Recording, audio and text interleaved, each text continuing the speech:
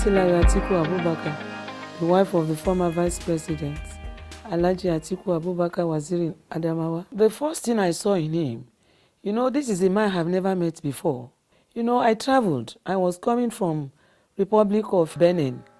And when I got to the border, that is the Idiroko border, I had some pieces of materials that were given to me by my aunt. So they said I should pay duty, and I told them I was a student. And he was the officer in charge at that time in Idiroko. So seeing how we were arguing, then he sent for me that I should come over. So when I went, he said, "Madam, what is the problem?" I told him, I said, I had these pieces of cloth from my aunt, and when I got here, they said I should pay duty, and I don't have the money to pay. So he said, "Madam, you have to pay." I said, "I don't have." What actually caught my attention to him, he was the one in charge of Idiroko. But what this man did, I was really impressed. He brought out £2 of those days that he should go and pay the duty for me. And when they paid the duty, they brought back the change, and he gave me with the receipt. So looking at him, I see him as a man that has integrity. Because if it were somebody being in charge of the border, he has no oga above him, he would have said I should just take those things and go. But he brought out his money and paid, gave me the receipt and the change. So he's a man of integrity. So that was the first thing that attracted me to him. And I didn't even know that he has fled for me also, because as he was doing all this, he was taking note of my name and everything, and I found him in my house. At first, I was reluctant, but because, then it is difficult for a Yoruba person, to marry an Hausa, especially when my mother heard about it.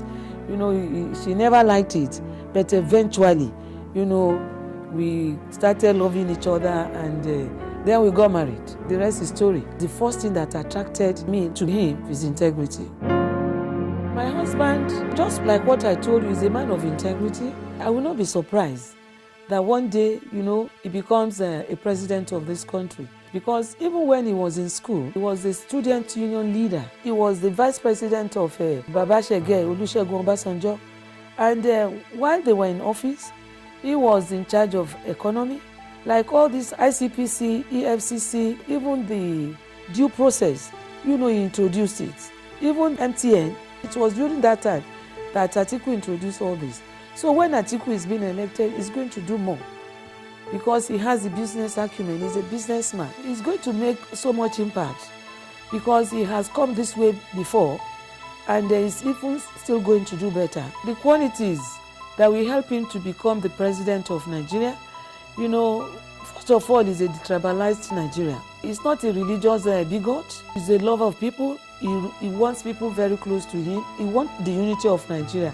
He wants to see people together. Atiku loves people. He always wants people to be around him, and he's always doing good to people. So that is the qualities in Atiku. That is why people love him. And he's a philanthropist. Atiku loves giving.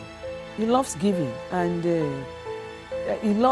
he gives without even thinking of, what he's giving. He wouldn't want the third person to know. That is why Nigerians love him. My husband wants to get Nigeria working again, because Nigeria has never been, disunited as we are today. And he wants to restructure Nigeria. He wants to eradicate poverty in Nigeria, and he wants the security of Nigeria. What I will say to the citizen of Nigeria is that Atiku is not corrupt, as he's been tagged. That is a corrupt man. Atiku is going to do well for Nigeria. He's an entrepreneur. Atiku is an educationist.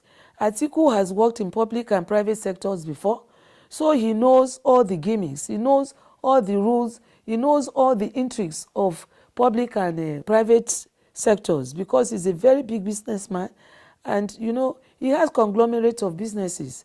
So it is not going to be a new thing for Atiku if Atiku becomes the president of Nigeria. Instead of change the change, we are going to exchange.